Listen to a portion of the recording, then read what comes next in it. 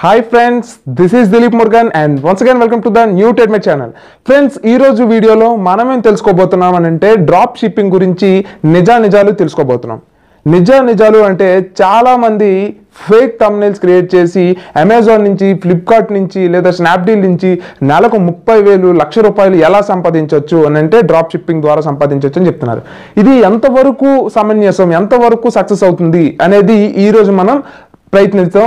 So ఆ రహస్యం అనేది మనకు చిక్కుతుందో లేదో కూడా తెలుసుకుందాం. సో ఎవరైతే ఈ థంబ్నెయిల్, ఇది ఫేక్ థంబ్నెయిల్ ముందే చెప్తున్నాను, ఎందుకు అన్నానంటే ఇలాంటి ఫేక్ థంబ్నెయిల్స్ కి బాగా అలవాటు పడిపోయారు కాబట్టి సో ఇలాంటి ఫేక్ థంబ్నెయిల్ పెట్టి అసలు నిజాలు తెలుసుకోవడం కోసం అలా ఫేక్ థంబ్నెయిల్స్ క్రియేట్ చేస్తున్నాను కానీ మీ దగ్గర నుంచి వ్యూస్ కోసమో దేనికోసమో కాదు, మీరు నిజం తెలుసుకుంటారని.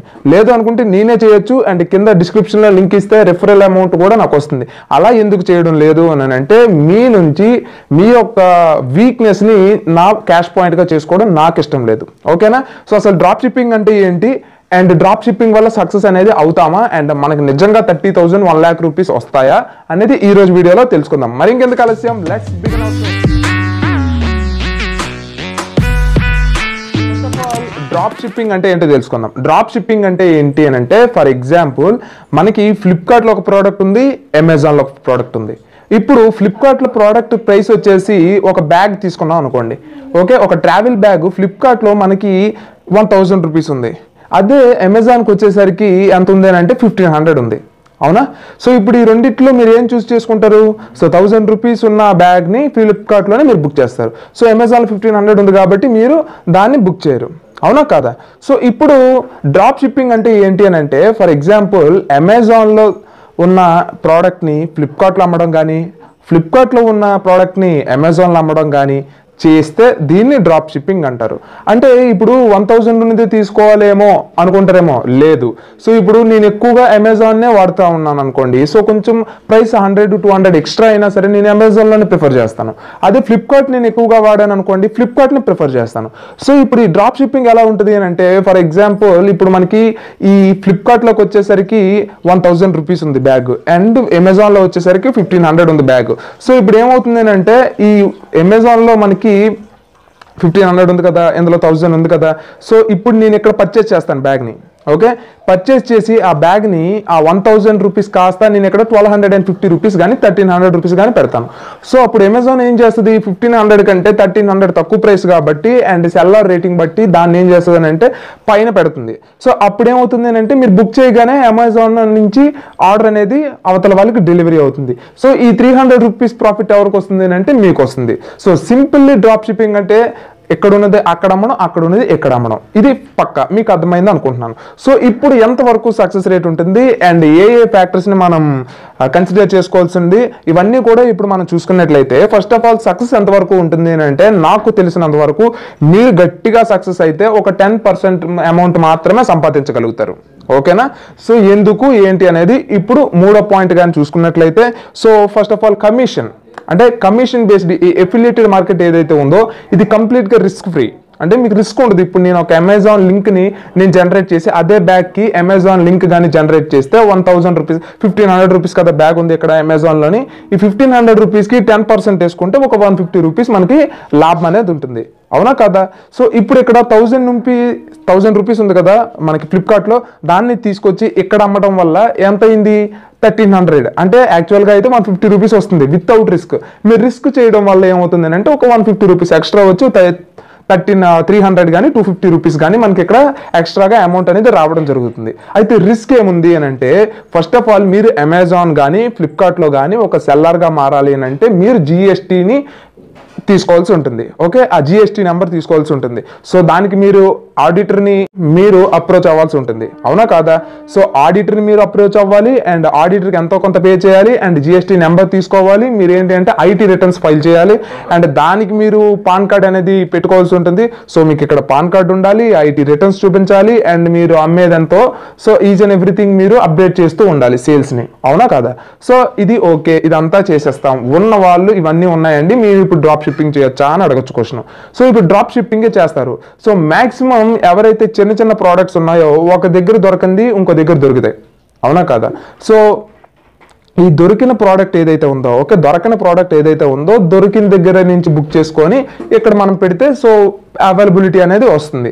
ఇప్పుడు ఫర్ ఎగ్జాంపుల్ ఇది పెద్ద పెద్ద ప్రోడక్ట్స్ ఎవరైనా కొనేటప్పుడు ఒక DSLR కానీ ఒక టీవీ కానీ ఏదైనా కొనేటప్పుడు ఖచ్చితంగా ఫ్లిప్కార్ట్లో కానీ అమెజాన్లో కానీ స్నాప్డీల్లో కానీ, స్నాప్డీల్ ఇప్పుడు మ్యాక్సిమం బాగా తగ్గిపోయింది, ఫ్లిప్కార్ట్లో అమెజాన్లో చెక్ చేసుకోకుండా అయితే కొనుక్కోరు. ఎందుకు అంటే 35,000 50,000 రూపీస్ పెట్టి కొనుక్కునే వాళ్ళు ఖచ్చితంగా ఈ రెండింటిని అప్రోచ్ అవుతారు. ఎక్కడ తక్కువ ఉంటే అక్కడే తీసుకుంటారు.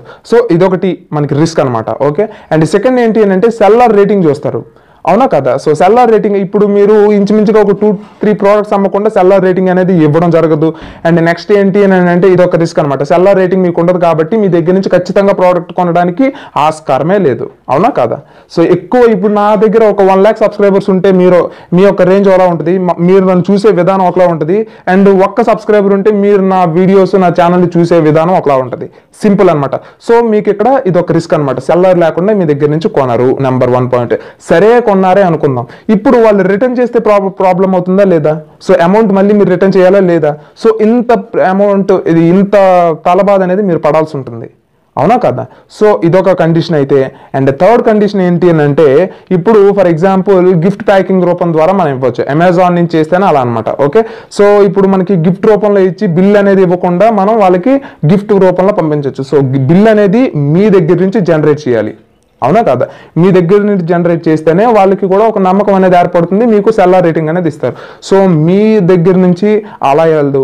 ఓకే, అక్కడ మీరు అమ్మేది ఒకరిది అయితే తీసుకొచ్చేది ఒకటి. అంటే ఇప్పుడు దిలీప్ మురుగన్ షాప్ నుంచి కొన్నారనుకోండి మీరు, అండ్ వాళ్ళకి మీరు దిలీప్ మురుగన్ షాప్ నుంచి ఇస్తారు, కానీ సెల్లర్ పేరు ఏముంటుంది? మీ పేరు ఉంటుంది, అవునా కదా. సమ్ టెడ్మెడ్ అనేది ఒక పేరు అనుకోండి.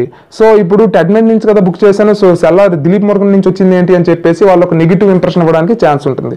సో చాలా రకాలు ఇవన్నీ ఉంటాయి, అవునా కదా. GST పెట్టుకోవాలి, IT రిటర్న్స్ ఫైల్ చేయాలి, నెక్స్ట్ ఏంటంటే రేటింగ్స్ మనకి రావు. సో ఆ రేటింగ్స్ చూసి ఎవరైనా కొంటారు. నెక్స్ట్ ఏంటి అంటే దాన్ని టాప్లో పెట్టాలి కదా ఫస్ట్ ఆఫ్ ఆల్. సో అది టాప్లో పెట్టదు. నెక్స్ట్ ఎప్పుడైనా సరే ఇది మనకి డ్రాప్ షిప్పింగ్ అని తెలిసిపోతే మనల్ని చాలా బ్లాక్ లిస్ట్లో పెట్టేస్తారు. బ్లాక్ లిస్ట్లో పెడితే మనకి అమ్మగడానికి ఛాన్స్ ఉండదు. నెక్స్ట్ ఏంటి అని అంటే ఇదంతా జరగడానికి ఏంటి అని అంటే ఒక 10 days పడుతుంది. అంటే మనం డబ్బులు అనేవి ఫస్ట్ అమెజాన్కి పే చేయాలి. ఆ ప్రోడక్ట్ అనేది మనకి ఎవరికి డెలివరీ చేయమంటే వాళ్ళకి డెలివరీ చేస్తుంది ఫ్లిప్కార్ట్ ద్వారాను. ఓకే, సో ఫ్లిప్కార్ట్ ద్వారానే ట్రై చేస్తారు. అండ్ ఎప్పుడైతే ఫ్లిప్కార్ట్ అనేది వాళ్ళ దగ్గర నుంచి అమౌంట్ తీసుకుందో అది మనకి పే చేయడానికి 10 days to 15 days తీసుకుంటుంది. ఎందుకు అని అంటే ఇన్ కేసు ప్రోడక్ట్ కానీ రిటర్న్ చేయగలిస్తే మీ నుంచి మళ్ళీ ఫ్లిప్కార్ట్ అనేది వెంటనే వాపస్ ఇవ్వాలి కాబట్టి సో అది వెంటనే వాళ్ళు హోల్డ్ చేసుకుంటారు. హోల్డ్ చేసుకొని సో ఒక ప్రోడక్ట్ ఓకే రిటర్న్ అవ్వలేదు అని ఎప్పుడైతే టిక్ మార్క్ చేసుకుంటారో అప్పుడు మీ అమౌంట్ అనేది ఇస్తారు. సో ఈలోగా మీరు ఇన్వెస్ట్ చేసే అమౌంట్ ఏమవుతుంది ఆలోచించండి, హోల్డ్లో పెడతారు. ఒకవేళ రిటర్న్ చేస్తే ప్రోడక్ట్ డ్యామేజ్ ఉంటే మీరు రిటర్న్ పెట్టకపోయినా రిటర్న్ తీసుకోవాలి. అంటే రిటర్న్ ఇవి మీకు ఎవరు అసలు మెయిన్ ప్రాబ్లం ఏంటి అంటే రిటర్న్ అనేది లేదనుకోండి 7 days కానీ 10 daysలో కానీ రిటర్న్ పాలసీ కానీ వద్దని చెప్పారు. చాలా పెద్ద పెద్ద యూట్యూబర్సే చెప్పారు ఈ డ్రాప్ షిప్పింగ్ గురించి. ఓకే, ఎందుకనంటే వాళ్ళకి కావాల్సింది వీడియో థంబ్నెయిల్ పెడితే వచ్చేస్తారు మీరు అండ్ చూసి అలా లైట్ అని చెప్పేసి వదిలేస్తారు. ఓకే, సో అలా కాదు, నిజానికి నిజాలు ఫస్ట్ ఆఫ్ ఆల్ తెలుసుకుంటేనే మంచిది నా వరకు ఉద్దేశం. ఓకే, సో ఇప్పుడు 10 days కానీ 7 days కానీ రిటర్న్ పాలసీ లేకపోతే మీరు కొంటారా? ఓకే, ఒక బుక్ అయినా కొంటారా చెప్పండి రిటర్న్ పాలసీ లేకపోతే? సో ఇవన్నీ ఉంటాయి కాబట్టి ఎవ్వరూ కూడా మీ ప్రోడక్ట్స్ని తీసుకోవడానికి అనేది ఛాన్స్ లేదు. ఓకే, సో ఓకే వాళ్ళు ఇన్ కేసు ప్రోడక్ట్ డ్యామేజ్ అవి ఉండొచ్చు, అప్పుడేంటి పరిస్థితి? సో అటుకి విరిగిపోతారు, ఇటుకి విరిగిపోతారు. సో అక్కడి నుంచి అమౌంట్ రావాలి, అమౌంట్ వచ్చిన తర్వాత మీరు మళ్ళీ అమెజాన్కి రిటర్న్ పెట్టాలి. ఈలోగా 7 days అయిపోయింది అనుకోండి, మీరు ముందుగా 2 days ముందు 3 days ముందు బుక్ చేస్తారు, ఆ తర్వాత 7 days దాటిపోయింది, అప్పుడు పరిస్థితి ఏంటి? వాళ్ళేమో రిటర్న్ చేస్తారు 7 days తర్వాత, అప్పుడేంటి పరిస్థితి? మీరు అటు రిటర్న్ చేయలేరు, ఆ ప్రోడక్ట్ని వాడలేరు. సో చివరికే మోసం వస్తుంది. ఎవరికి అంటే మీకు. ఇప్పుడు చెప్పండి, ఇలా 300 రూపీస్ సంపాదించడం మంచిదా? లేదు అనుకుంటే 10%, 12%, 5% కమిషన్ తీసుకొని ఎటువంటి ఇది లేకుండా ఎఫిలియేటెడ్ మార్కెట్ చేయడం కరెక్టా? ఒక్కసారి ఆలోచించుకోండి. సో డ్రాప్ షిప్పింగ్ ఎవరైతే చేస్తున్నారో చాలా జాగ్రత్త. ఇవే కాదు, చెప్పలేనివి ఎన్నో ఉన్నాయి. అంటే ఇందులో చాలా లిటికేషన్స్ ఉన్నాయి. కానీ చెప్పేటప్పుడు ఎవరైతే మాలాంటి యూట్యూబర్స్ చెప్తున్నారో సో వాళ్ళకి చెప్పేటప్పుడు చాలా ఈజీ, వాళ్ళకి అంత ఈజీగా అనిపించవచ్చు, చెప్పేటప్పుడు అంత ఈజీగా చెప్తారు మీకు ఈజీగా. సో అప్పుడు మీరు నిజాలు అనేది జడ్జ్ చేసుకోకుండా ఇందులో దిగితే మాత్రం ఖచ్చితంగా మీరు అమౌంట్ పోగొట్టుకోవడానికి ఎంతో అవకాశం అనేది ఉంది. సో అలాంటివి అనేది చేసుకోకుండా మీ చేతులు కాల్చుకోకుండా ఉండాలనేది ఈ టెడ్మెట్ ఛానల్ యొక్క ముఖ్య ఉద్దేశం. అండ్ మీ ఫ్రెండ్స్ ఎవరైతే ఉన్నారో వాళ్ళందరికీ ఈ వీడియో షేర్ చేయడం వల్ల ఎంతో కొంత కొంత ఉపయోగం ఉంటుందేమో అని నేను నమ్ముతున్నాను. ఒక 1% అయినా సరే మంచి కంటెంట్ ఇచ్చానేమో నేను అనుకుంటున్నాను. సో అలా మీకు అనిపిస్తే ఖచ్చితంగా లైక్ చేయండి, షేర్ చేయండి అండ్ సబ్స్క్రైబ్ చేసుకోవడం మర్చిపోకండి. And this is Dilip Murugan, always keep smiling, signing off.